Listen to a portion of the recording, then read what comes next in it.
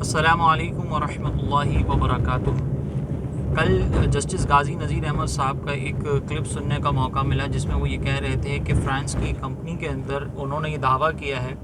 کہ انہوں نے سرکار مدینہ صلی اللہ علیہ وسلم کی آواز میں خطبہ حجۃ الوداع کو ریکارڈ کیا اور 2030 کے قریب جو ہے وہ اس خطبے کو نشر کریں گے اور ہم سب نبی کریم علیہ الصلوۃ والسلام کی آواز مبارکہ کو سن سکیں گے۔ اس دعوے کے سلسلے میں عرض یہ ہے کہ اس کو بالکل ڈینائی کرنا چاہیے، اس کی بالکل کسی بھی طریقے سے پروموشن نہیں کرنی چاہیے۔ پہلی وجہ اس کی یہ ہے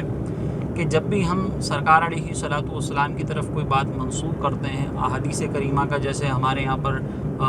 سلسلہ ہوتا ہے کہ سرکار علیہ الصلوۃ والسلام کی مبارک اقوال کو جب بیان کیا جاتا ہے تو اسے نبی کریم علیہ الصلوۃ والسلام کی طرف منسوب کرنے کے لیے پورا ہمارے پاس جو ہے ایک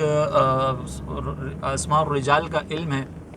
جس کی بنیاد پر راویان حدیث کو صحیح سے کھنگالا جاتا ہے، اور اس کے بعد جو ہے جب کسی راوی پر اعتماد ہوتا ہے، جب کسی راوی کے بارے میں یہ کنفرم ہو جاتا ہے کہ یہ راوی مستند ہیں، تو پھر اس کی روایت کو صحیح مان کر اس سے استدلال کیا جاتا ہے، اور پھر اس کے اور بہت سارے اسٹیپس ہوتے ہیں، پھر احکامات کو اور اس حدیث کو سرکار علیہ الصلوۃ والسلام کی طرف منسوب کیا جاتا ہے۔ لیکن یہاں پر جو کمپنی یہ دعویٰ کر رہی ہے، یقیناً اس کمپنی کے پاس اور کوئی سند نہیں ہے، اور یہ کمپنی جو ہے بھی فرانس کی کمپنی کہ جو فرانس خود نبی کریم علیہ الصلوۃ والسلام کی شان میں گستاخی کو بڑے پیمانے پر سپورٹ کرنے والا ہے، اور ان کی نگرانی میں ہی، ان کی حکومتی نگرانی میں یہ سارا سلسلہ رہا ہے، تو ہم اس پر کیسے اعتماد کر سکتے ہیں؟ تو ایک تو اگر ہم سرکار علیہ الصلوۃ والسلام کی طرف کسی بھی بات کو منسوب کرنے کا جو ہمارے یہاں پر ایک طریقہ کار ہے مروج، اس کے مطابق بھی دیکھیں تو یہ ہرگز درست نہیں ہو سکتا۔ دوسری بات، یہاں پر اگر آج سرکار علیہ الصلوۃ والسلام کی آواز کو ثابت کرنے کا دعویٰ کیا جا رہا ہے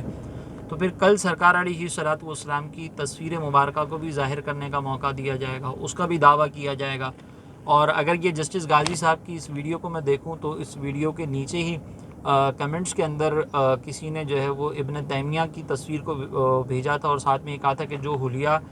کتابوں میں ابن تیمیہ کا بیان کیا گیا ہے اس حلیے کے مطابق اے آئی نے جو ہے یہ تصویر تیار کی ہے، تو پھر آپ اس کو کیسے ڈینائی کر سکیں گے؟ اور پھر اس کا نتیجہ آگے کس قدر خطرناک ہوگا کہ سرکار علیہ الصلوۃ والسلام کی تصویر مبارکہ آئے گی، پھر اس کے بعد صحابہ کی تصویر آئے گی، پھر وہ ویڈیو کا دعویٰ کریں گے، اور بہت سارے ایسے فتنوں کا دروازہ کھولا جائے گا۔ تو خصوصاً غازی صاحب سے بھی میری گزارش ہے کہ اس طرح اس بات کو پروموٹ کرنے سے پہلے تھوڑا سا اس پر تفکر کریں، اور دیگر جو علماء ہیں، جو مشائخ ہیں، ان سے بھی میری گزارش ہے کہ اس پر ایک آواز بلند کریں۔ عوام سے بھی میری گزارش ہے کہ اگر ہم نے اس کی روک تھام یہاں پر نہیں کی تو پھر یہ آگے بہت بڑے فتنے کا سبب بن سکتا ہے۔ اسی لیے ہم میں سے ہر ایک کی ذمہ داری ہے کہ اس کے اوپر بھرپور ہم احتجاج کریں، اور اس چیز کو فتنے میں منتقل ہونے سے پہلے ہی اس کو روک لینا، یہی حکمت کا تقاضا ہے، اور اس پر تمام علماء کو، مشائخ کو آواز اٹھانی چاہیے۔